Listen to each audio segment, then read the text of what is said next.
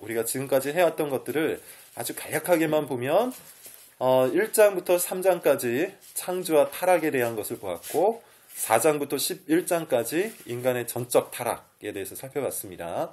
그리고 12장부터 24장 지난주였죠. 그런 전적 타락 속에 있는 하나님을 하나님께서 어떻게 구원하시고 만들어 가시는지, 하나님의 영광을 위한 존재를 어떻게 회복시켜 주시는지를 우리가 같이 함께 보았죠. 자, 오늘은 이제 창세기의 이제 또 뒷부분으로 넘어갑니다. 그래서 야곱 이야기가 등장을 해요. 25장부터 36장까지 야곱 이야기, 37장부터 50장 창세기 마지막까지 요셉 이야기로 이제 마무리가 됩니다. 그래서 오늘은 야곱 이야기를 중심으로 우리가 어떤 주제를 살펴볼 거냐면 인간의 악함이나 연약함이 하나님의 일하심을 좌절케 하지 않는다라는 주제를 갖고 함께 살펴보도록 하겠습니다. 이런 이야기로 한번 시작을 해볼까요? 여러분, 인간에 대한 지식이, 그러니까 인간이라는 존재에 대한 생각이 하나님의 일하심, 하나님의 은혜에 대한 것으로 직결됩니다. 곧 하나님에 대한 지식과 인간에 대한 지식은 서로 연결이 되어 있다는 거예요. 그런데 우리가 살아가고 있는 이 세상에는 인간에 대한 그 관점이 세 가지 정도가 있어요. 첫 번째는 뭐냐면 긍정적 관점입니다. 인간은 선한 존재고 가능성이 있는 존재고 스스로의 의지를 가지고 얼마든지 선을 향해서 나아갈 수 있는 존재라는 관점이 있어요. 소위 말하는 칸트의 이야기인데요. 칸트가 이런 말을 하죠. 해야 하기 때문에 할 수 있다 라는 이야기를 칸트가 합니다. 무슨 소리인지 여러분 이해하시겠어요? 해야 하기 때문에 할 수 있다. 그러니까 칸트가 말하는 것은 인간은 보편적인 도덕적 의무와 책임이 있는데 이 도덕적 의무와 책임을 지닌 인간이라는 존재는 그 도덕과 윤리를 지켜낼 수 있다라는 겁니다. 이게 칸트가 말했던 실천 이성이라는 것이에요. 이 칸트의 관점에서부터 많은 그 사상과 철학들이 만들어지는데 그 중에 대표적인 관점이 해결의 변증법적 역사관이에요. 여러분, 변증법이 뭐죠? 정이 있으면 그에 대한 반이 있죠. 그리고 이 정과 반이 합쳐져서 뭐가 만들어져요? 합이 만들어지죠. 그러면 이 합이 또 정이 됩니다.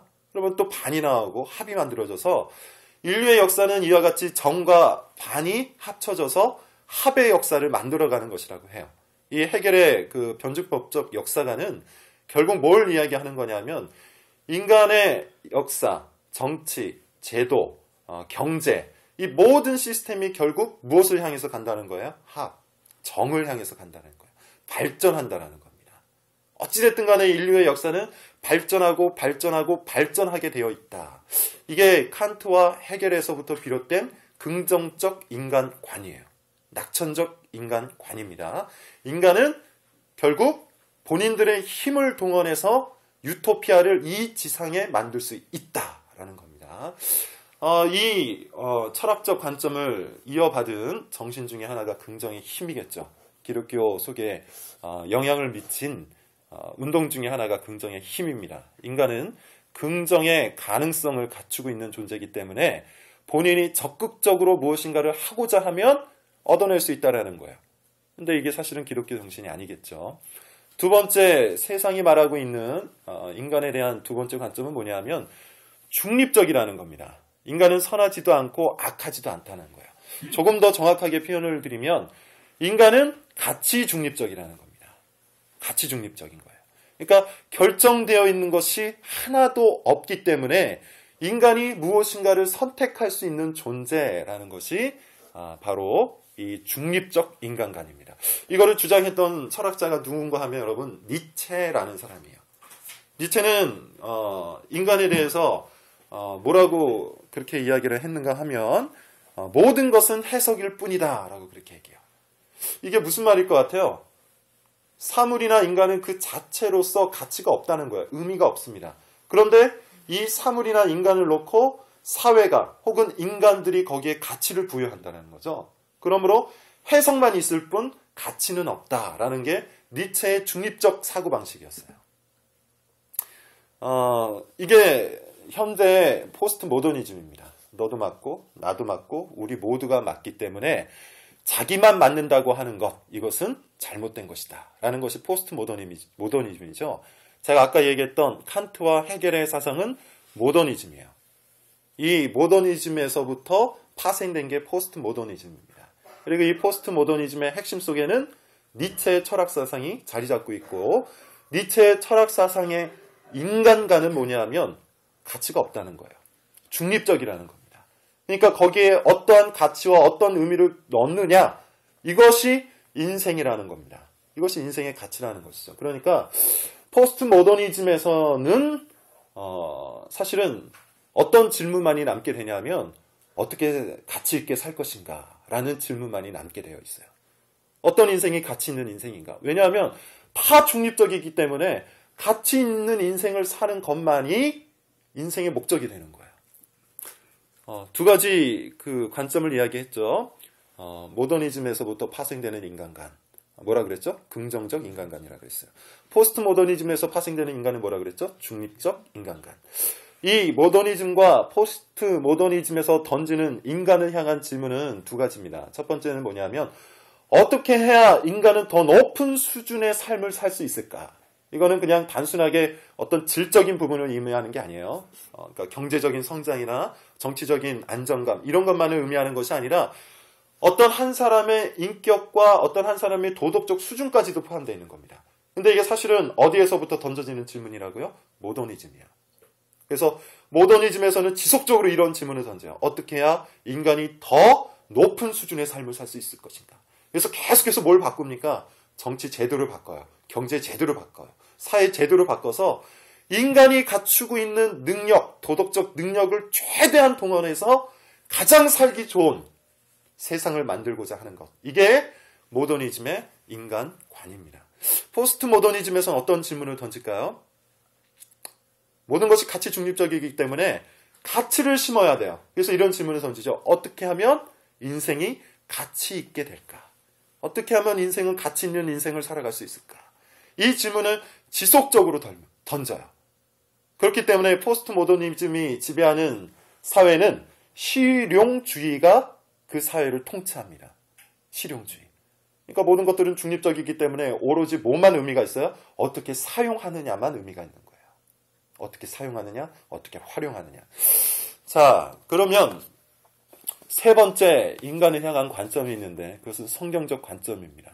성경은 인간을 향해서 뭐라고 질문을 던지고 있을까요? 인간을 향해서 어떤 질문을 던지고 있을까요? 질문이라기보다 인간을 향해서 어떤 선포를 하고 있을까요? 죄인이라는 선포를 던지고 있죠. 그러니까 긍정적 인간관도 아니에요. 중립적 인간관도 아닙니다. 성경의 인간관은 부정적 인간관이에요. 인간은 철저히 그 의지가 닫혀 있고 지식이 하나님을 향해서 닫혀 있는 존재이기 때문에 하나님을 발견할 수 없고 스스로 구원받을 수 없는 죄인, 이것이 성경이 던지고 있는 전제입니다. 선언이고 선포예요. 완전히 다르죠. 모더니즘이나 포스트 모더니즘에서 이야기하는 인간관과 성경이 말하고 있는 인간관은 완전히 달라요. 그렇기 때문에 성경이 인간에게 던지고 있는 질문은 이겁니다. 어떻게 하면 구원을 받을 수 있을까? 어떻게 하면 인간은 구원을 받을 수 있을까? 성경은 끝없이 인간들을 향해서 이 질문을 던져요. 여러분 세 가지 질문이 있다고 그랬어요. 첫 번째 질문이 뭐였다고 그랬죠?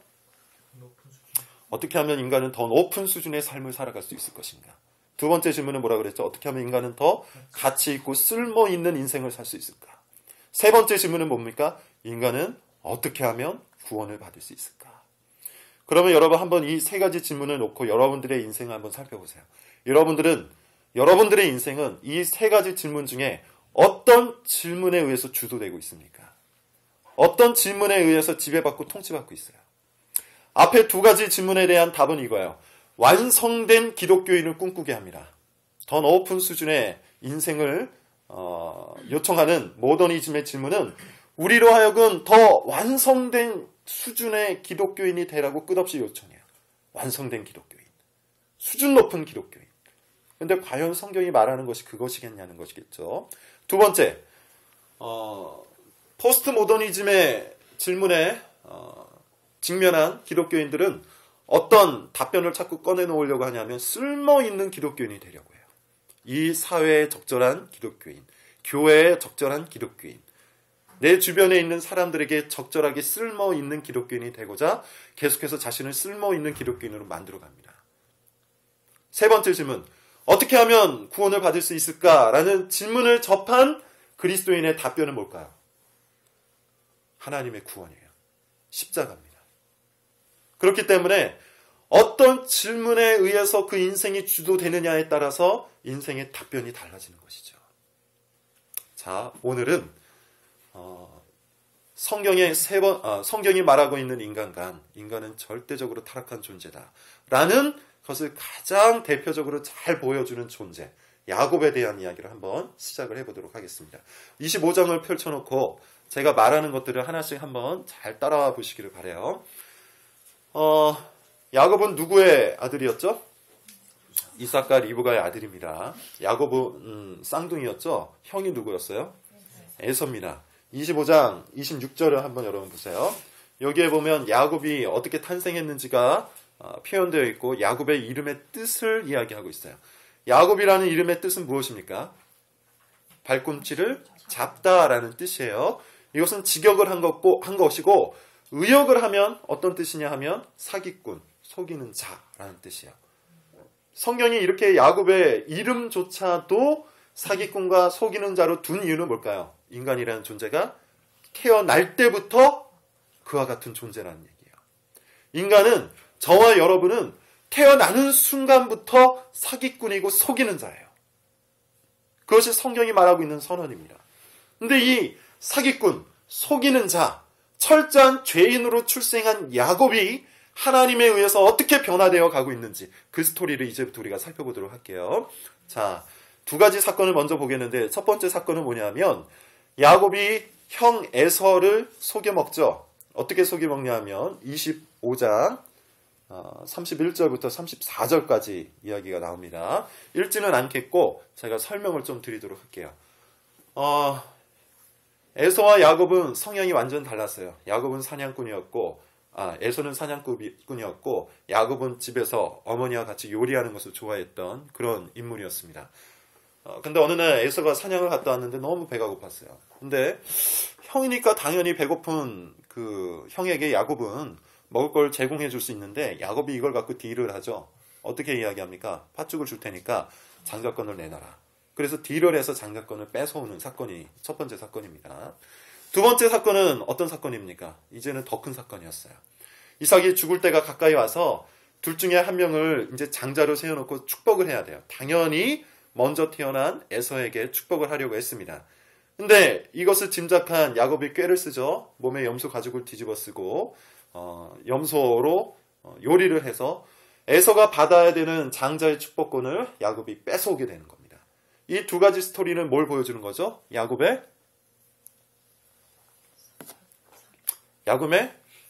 성품을 보여주고 있는 거죠. 야곱이 다른 사람들을 속여서 자신의 이득을 취하는, 눈앞의 이득, 눈앞의 만족, 눈앞에 필요한 것들을 얻어내기 위해서 수단과 방법을 가리지 아니하는 야곱의 본성을 의미하는 겁니다. 이거를 무신론자 리처드 도킨스는 뭐라고 이야기하냐면 이기적 유전자라고 해요. 이기적 유전자라는 책을 읽어보면 무신론적 관점에서 쓰여졌는데 하나님을 떠나버린 인간들은 사실 다 무신론자죠. 그렇기 때문에 여러분 그 책에서 말하고 있는 인간의 모습은 굉장히 성경에서 말하고 있는 모습과 유사한 것들이 많아요. 인간은 태어날 때부터 이기적인 유전자로 태어난다고 합니다. 그래서 가족을 이루는 것조차도 인간의 종족 보존의 이기적 욕구로 그 책에서는 표현하고 있어요. 리처드 도킨슨의 그 책입니다. 이기적 유전자라는 책이요. 1976년에 나온 책인데 관심 있는 분들은 한번 읽어보시기 바랍니다. 그쪽으로 넘어가지는 마시고 그걸 통해서 인간이 얼마나 철저하게 이기적인 존재인지, 동물적 욕구를 실현하는 존재인지가 그 책을 통해서 발견할 수 있어요. 하나님을 떠난 존재, 그 인간들이 가지고 있는 처참한 현장을 무신론자의 책을 통해서 우리는 확인해 볼 수가 있습니다. 어찌됐든 야곱의 그 이기적인 욕구, 눈앞의 이익을 위해서 수단과 방법을 가리지 않고 자신의 깨와 요령과 힘을 동원해서 얻어내는 그 야곱의 모습을 우리는 두 가지 에피소드를 통해서 확인할 수 있습니다. 근데 사기꾼들의 특징이 있죠. 결과를 생각하지 않습니다. 눈앞의 이득과 눈앞의 이익만을 보고 판단을 하게 돼요. 아니나 다를까 야곱에게 처참한 결과가 찾아오죠. 따뜻한 가정에서 쫓겨나게 돼요. 리브가가 너 외삼촌 집으로 대피해라 라고 그렇게 얘기합니다. 그리고 집에서 자의반 타의반으로 쫓겨나게 되죠. 자, 그 장면이 어디에 등장하냐면 28장입니다. 28장 11절을 여러분 우리 같이 한번 읽어볼까요? 28장 11절은 지금 야곱의 현장이 얼마나 처절한지를 표현하고 있는 장면인데요. 우리 같이 한번 읽어보도록 하겠습니다. 자, 시작. 한 곳에 이르러는 해가 지자 거기서 유숙하려고 그곳에 한 돌을 가져다가 베개로 감고 거기 두어 자더니. 별거 아닌 표현 같죠? 그런데 이 표현이 사실 야곱이 지금 인생의 밑바닥까지 떨어져 있다라는 그런 표현입니다. 왜냐하면 팔레스타인 지방 당대 고대 근동에는 여러 가지 관습법들이 많았어요. 그러니까 지금은 여러분 우리가 성문법이라고 해서 정확하게 문자로 기록되어 있는 법의 통치를 받고 있는 사회를 살아가고 있죠. 근데 당시에는 그런 법이 명확하지가 않았어요. 그래서 관습적인 법들이 많이 있었습니다. 그 중에 하나가 뭐였냐면 나그네 환대법이라는 게 있었어요.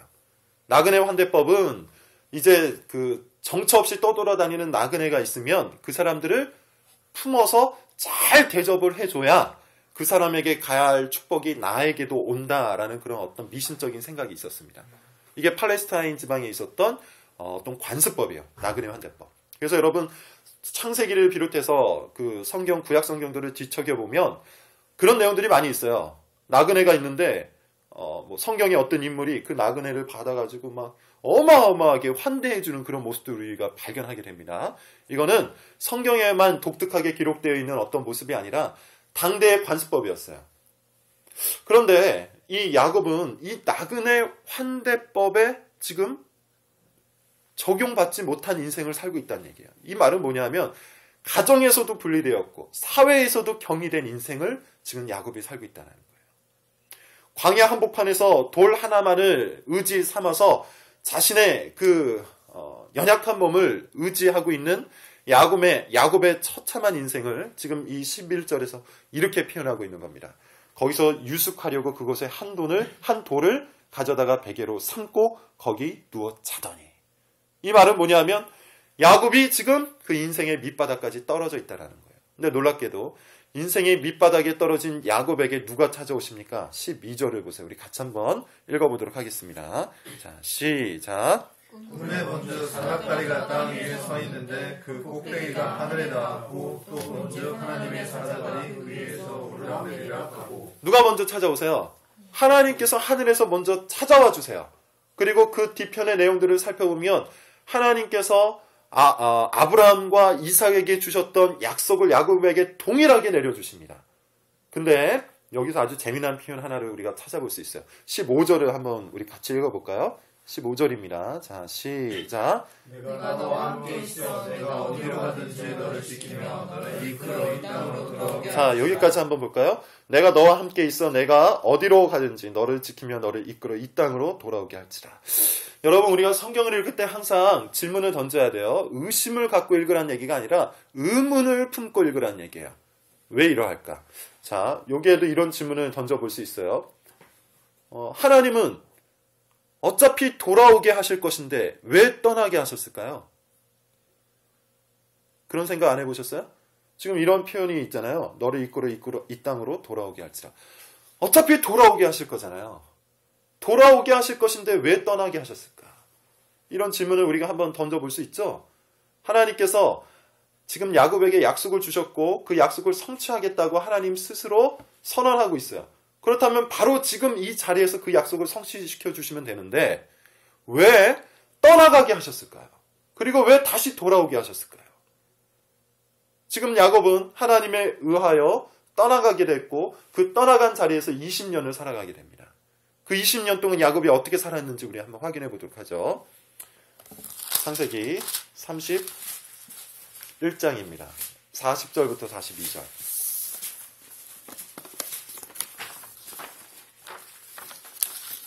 40절부터 42절 우리 같이 한번 읽어보도록 하죠. 자, 읽습니다. 시작. 이와 같이 낮에는 더위 얼어 쓰고 밤에는 추위를 당하며 눈붙일 겨를도 없이 지내었나이다. 그가 외삼촌의 집에 거하니 20년에 외삼촌의 두 딸을 위하여 14년 외삼촌의 양떼를 위하여 6년을 외삼촌을 봉사하였거니와 외삼촌에게는 내 품것을 10번이나 양보하였으나. 자, 여기까지만 한번 읽어볼까요? 여기는 지금 어떤 장면이냐면 야곱이 외삼촌 라반의 집에서 20년 동안 일한 다음에 이제 본인의 가족들과 재산을 끌고 나오려고 할 때 라반이 지금 막고 있는 거야. 그 막는 라반에게 야곱이 이렇게 이야기합니다. 한 세 가지로 정리해 볼 수 있는데, 첫 번째로 야곱의 20년 동안의 인생은 어땠습니까? 첫 번째, 눈붙일 겨를도 없이 지냈어요. 이렇게 표현을 하고 있죠. 낮에는 더위와 밤에는 추위로 일을 했는데 눈붙일 겨를도 없이 쉴 틈도 없이 일을 했대요. 한번 상상을 해보세요. 20년 동안 낯선 집에서, 내 집도 아닌 곳에서 아무런 의미 없이 계속해서 일만 한 거예요. 이게 야곱의 20년 동안의 인생이었어요. 자, 두 번째, 41절에 보면 20년 동안 야곱의 인생은 무엇이었습니까? 그 20년의 노동이 자신을 위한 것이었어요? 외삼촌을 위한 것이었어요? 외삼촌을 위한 것이었어요. 자기 자신의 이득을 위한 게 아니라 외삼촌을 위해서, 타인을 위해서 자신의 진액을 쏟아부었다라는 겁니다. 얼마나 허무해요. 세 번째, 이렇습니다. 41절 뒷부분에 보면 외삼촌께서 내 품삯을 10번이나 바꾸셨습니다. 이게 뭘 표현일까요? 야곱이 외삼촌 라반에게 10번이나 속았다는 얘기예요. 원래 여러분, 야곱은 그 이름의 뜻이 뭐라 그랬어요? 속이는 자, 사기꾼이에요. 그런데 이 속이는 것에 능숙했던 야곱이 진짜 사기꾼을 만난 거죠. 10번이나 속았어요. 10번이나 20년 동안 계속해서 품삯을 바꿨어요. 내가 이렇게 해주겠다. 네가 일하면 내가 이만큼 주겠다. 근데 이것을 계속해서 바꿨다는 얘기예요. 지금 이 40절에서 41절의 표현이 야곱의 20년 동안의 인생을 정리해주고 있어요. 베델에서부터 하나님께서 떠나가게 하셨는데 그 떠나가게 하셨던 20년의 세월, 어떤 세월입니까? 고난의 세월이었어요. 연단의 세월이었습니다. 허무함의 세월이었어요. 속임을 당하는 세월이었어요. 그런데 여러분, 여기서 중요한 이야기 하나를 우리가 꺼내볼 수 있어요. 우리는 흔히 그런 이야기를 많이 하죠. 고난이 사람을 바꾼다. 고난이 사람을 바꾼다. 야곱의 20년의 인생은 철저한 고난과 허무의 인생입니다. 속임을 당했던 그런 인생이었어요. 그런데 야곱이 여러분 변했을까요? 변하지 않았어요. 자, 그 이야기가 32절에 등장을 하죠. 32절 몇 절을 보시냐면 6절과 8절까지 한번 읽어볼까요? 6절, 7절, 8절 같이 읽습니다. 자, 시작. 사자들이 야곱에게 돌아와 이르되 우리가 주인의 형 에서에게 이른즉 그가 400년 거스리고 주인을 만나려고 오더이다. 야곱이 심히 두려우고 답답하여 자기와 함께하는 종자와 양과 소와 약대를 두 대로 나누고 가르되 에서가 와서 한 대를 치면 남은 한 대는 피하리라 하고. 예, 조금만 넘기셔서 22절도 우리 같이 한번 읽어보도록 할까요? 22절입니다. 자, 읽습니다. 시작. 밤에 일어나 두 아내와 두 여종과 11아들을 인도하여 열나라로 건널세. 23절 그들을 인도하여 시내를 건너가게 하며 그의 소유도 건너가게 하고 24절 야곱은 홀로 남았더니 거기까지입니다.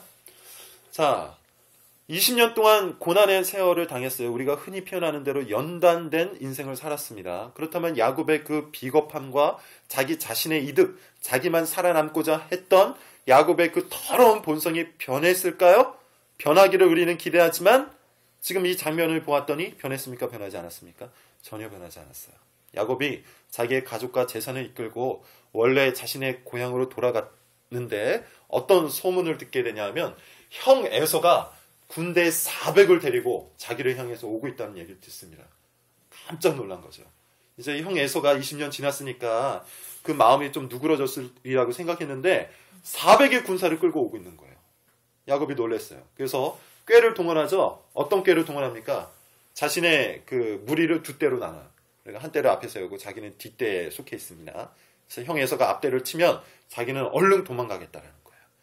근데 이걸로도 부족했어요. 그래서 어떻게 합니까? 이제 가족마저 자신의 앞에 세워놓고 자기는 뒤에 홀로 남아요. 그러니까 무슨 소리예요? 자기 혼자 살려고 모든 것들을 분리해놓고 그것들을 형이 치면 자기는 혼자 내빼겠다라는 겁니다. 이게 지금 야곱의 생각이에요. 야곱의 꾀입니다. 야곱의 본성이에요. 이런 야곱에게 하나님께서 찾아오시죠. 그 유명한 야복강 나루토의 씨름이에요. 이거를 혹자들은 야곱이 하나님께 매달려서 기도했던 장면이다 뭐 이렇게 해석하는데 일단 그것은 아닌 것 같아요. 왜냐하면 이 씨름을 건 주체가 야곱이 아니라 어떤 사람입니다. 자, 24절을 보세요. 어떤 사람이 날이 새도록 야곱과 씨름하다가 라고 되어 있죠. 그렇죠? 그러니까 야곱이 먼저 하나님 앞에 나아가서 기도한 게 아니라 어떤 사람이 홀로 남아있는 야곱을 찾아와서 씨름을 하고 있는 거예요. 그리고 나서 25절에 봤더니 이런 표현이 있습니다. 자기가 야곱을 이기지 못함을 보고 그가 야곱의 관절을 치매라고 되어 있죠. 자기가 야곱을 이기지 못함을 보고라는 이 표현은 뭐냐면 야곱의 고집을 꺾지 못함을 보고라는 겁니다. 그리고 허벅지 관절을 쳤어요. 허벅지 관절은요, 우리가 생각할 때 그냥 이런 다리를 뜻하는 걸로 생각하는데 영어 그 성경을 보시면 hip bone이라고 되어 있어요. 무슨 뜻이죠? 엉덩이 뼈란 얘기예요. 근데 히브리 원어를 좀 더 살펴보면 엉덩이 뼈가 아니라 사실은 남성의 그 생식기 바로 옆에 있는 뼈를 의미하는 겁니다. 그러니까 그 허벅지 관절을 쳤다라는 이 표현은 뭘 의미하는 겁니까? 야곱의 생식기, 곧 야곱의 생명의 근원이 되는 곳을 쳤다라는 얘기예요. 야곱의 생명의 근원이 되는 곳을 하나님께서 쳐버리신 겁니다. 그제야 야곱이 어떻게 하죠? 26절에 그 사람을 붙잡고 나를 축복해달라고 간절히 요청하게 됩니다. 지금까지의 장면 속에서 여러분 우리는 뭘 발견하게 돼요? 야곱은 단 한 번도 하나님 앞에 간절히 매달린 적이 없어요. 야곱은 자신의 인생이 밑바닥에 떨어지고 그 베델에서도 하나님께 간구하지 않습니다. 그리고 20년 동안 고단한 삶을 살아가는 중에도 하나님께 매달리지 않아요. 대신에 뭘 하죠? 자신의 꾀를 동원하고 사람들과 거래하려고 했어요. 그런데 그런 야곱의 인생 가운데 하나님께서 찾아오셔서 그의 생명의 근원이 되는 곳을 쳐버리자 드디어 야곱이 어떻게 합니까? 하나님께 매달리게 되는 거예요. 그리고 그곳에서 하나님께서 어떻게 하시죠? 야곱의 이름을 바꿔주세요. 뭘로 바꿔주십니까? 이스라엘로 바꿔주세요. 근데 이 이스라엘의 이름의 뜻이 뭐죠?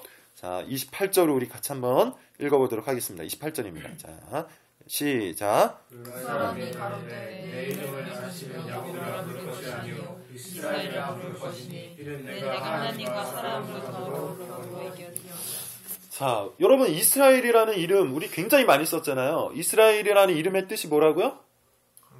저가 하나님과 사람들과 겨루어 이겨왔다는 얘기예요. 이게 무슨 뜻일까요? 왜 야곱이라는 이름에서 이스라엘이라는 이름으로 바꿔줬을까요? 그리고 이스라엘이라는 이름 속에는 저가 하나님과 겨루어 이겼다라는 뜻이 있는데 왜 이 하나님과 겨루어 이겼다라는 그 뜻이 포함된 이름을 주셨을까요? 이유는 간단해요, 여러분. 야곱은 이 야복강 나루토의 인생 이유를 살아가면서 이제 이스라엘이라는 이름을 계속해서 듣게 되겠죠. 근데 이 이스라엘이라는 이름을 들을 때마다 어떤 사건이 떠오를까요? 이 야복강 나루토의 사건이 떠오르겠죠. 야복강 나루토의 사건은 뭘 의미하는 거죠? 야곱의 철저한 고집이 꺾인 사건을 뜻하는 거죠. 자기 인생이 자기 손아귀에 있고 자기 인생이 자기 주도권 속에 있는 줄 알았던 야곱이 끝까지 하나님을 이겨먹으려고 했던 바로 그 현장. 그 현장에서 자기의 생명이 하나님에 의해서 침을 당했던 바로 그 사건, 그 자리. 거기가 바로 이스라엘이라는 겁니다. 그러므로 야곱이 이제부터 이스라엘이라는 이름을 들을 때마다 어떤 생각을 하게 될까요? 아, 내가 바로 그런 존재였지. 내가 바로 그런 존재였지. 내가 하나님을 이겨먹으려고 했던 그런 존재였지. 오늘날의 그 표현으로 쓰면 내가 바로 죄인이었지. 이것이 바로 이 이스라엘이라는 이름에서 우리가 발견할 수 있는 의미입니다. 근데 이 이스라엘이라는 이름에는 그 뜻만 있는 게 아니죠. 어떤 의미도 있습니까? 그 고집을 하나님께서 꺾으시고 죽어 있었던 야곱을 어떻게 하십니까? 살려내신 거예요. 자, 이것을 우리가 35장에서 확인할 수 있어요. 35장 11절입니다. 한번 읽어보도록 할까요? 35장 11절. 자, 시작. 하나님 그에게 이르시되 나는 정한 하나님이라 생육하며 번성하라. 흑인감과 같은 많은 종류가 종류에게 되게 사고 사고 왕들이 내 허리에서 나오리라. 뭐 서로 다른 거 읽는 것 같은 느낌이 좀. 자, 제가 한번 읽어볼게요. 하나님이 그에게 이르시되 나는 전능한 하나님이라 생육하며 번성하라. 한 백성과 백성들의 총회가 내게서 나오고 왕들이 내 허리에서 나오리라. 여러분, 이게 무슨 표현인 것 같습니까? 아까 하나님께서 야곱의 어디를 쳤다 그랬어요? 허벅지 관절. 거기가 어디라 그랬어요? 생명의 근원이 되는 곳을 쳤다 그랬죠. 그러면 야곱에게는 더 이상 생명이 나올 수 없어요. 근데 하나님께서 뭐라고 얘기해요? 11절에 생육하고 번성하랍니다. 그리고 왕들이 어디에서 나온대요? 내 허리에서 나온대요. 여기에서 표현된 허리와 허벅지 관절은 우리나라 말로는 분리되어 있지만 히브리어는 똑같은 말이에요. 그러니까 이것은 무슨 의미입니까? 생명의 근원이 되는 곳을 하나님에 의해서 침을 당했지만 그것이 완전히 부서지고 깨뜨렸지만 그 부서지고 깨뜨려진 곳에서 뭐가 나오는 거예요? 왕이 나오는 거예요. 생명이 나오는 거예요. 이거는 여러분 이런 뜻이에요. 우리가 그것이 생명인지 알았어요. 우리가 그것이 소망인지 알았어요. 우리가 그것에 능력이 있는 줄 알았어요.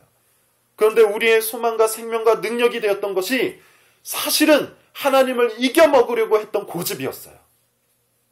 그래서 하나님께서 그것을 다 부서뜨려 버렸습니다. 그리고 그 자리에서 하나님의 생명과 하나님의 소망과 하나님의 능력을 하나님께서 주신다라는 의미예요. 성경 하나를 우리가 더 살펴보도록 할게요. 조금만 찾아보도록 하겠습니다. 호세아서 2장 15절이에요.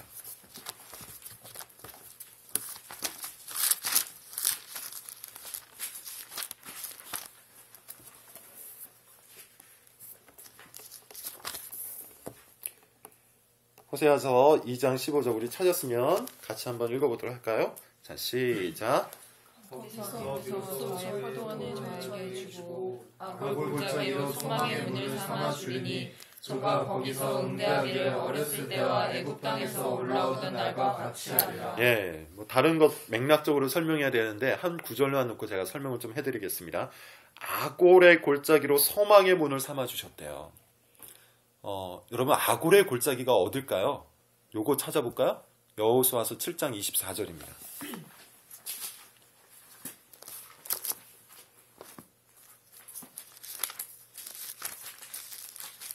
우리 결론 부분으로 거의 다 왔어요.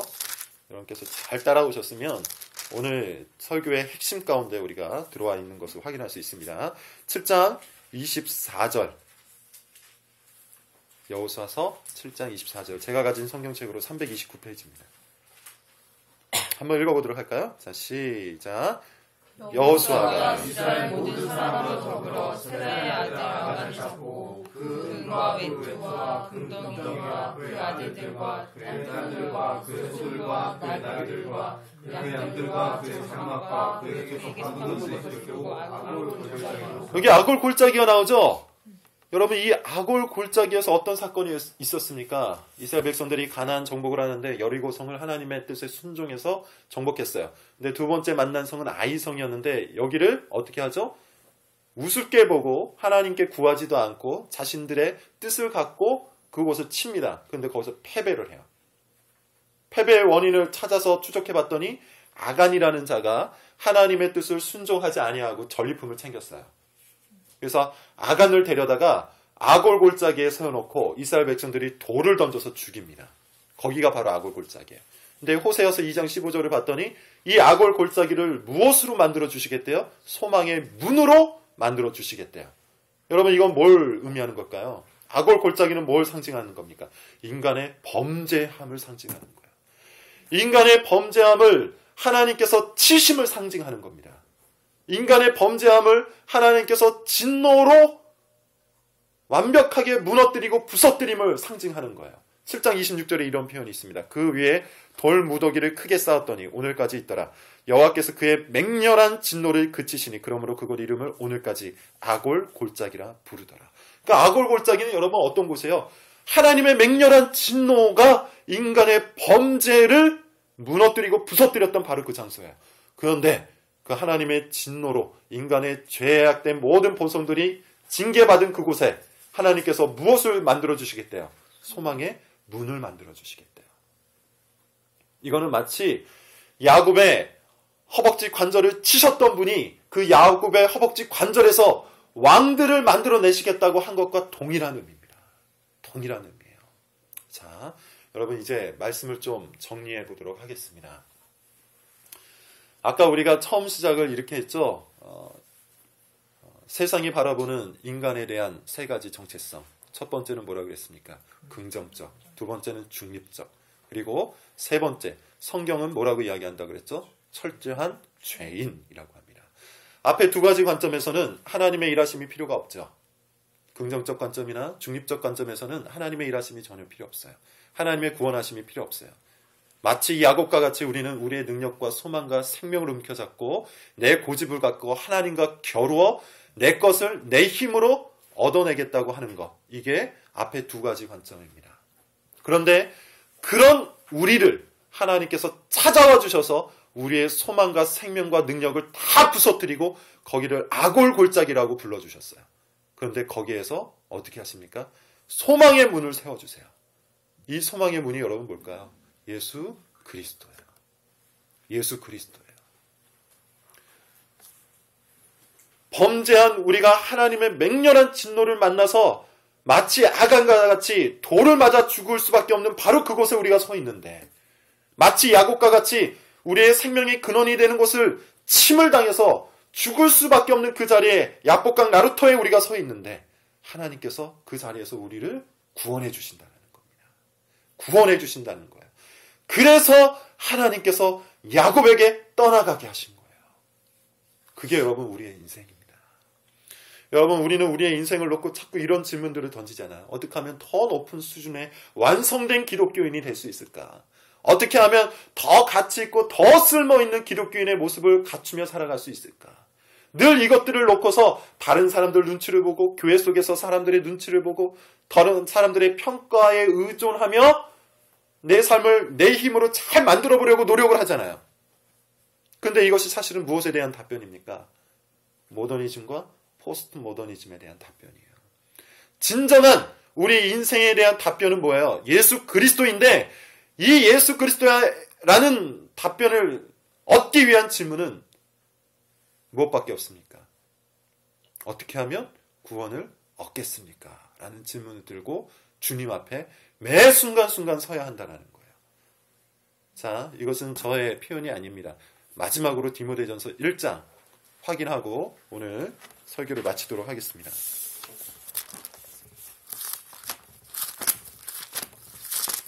신약성경 디모데전서 1장 13절부터 15절입니다.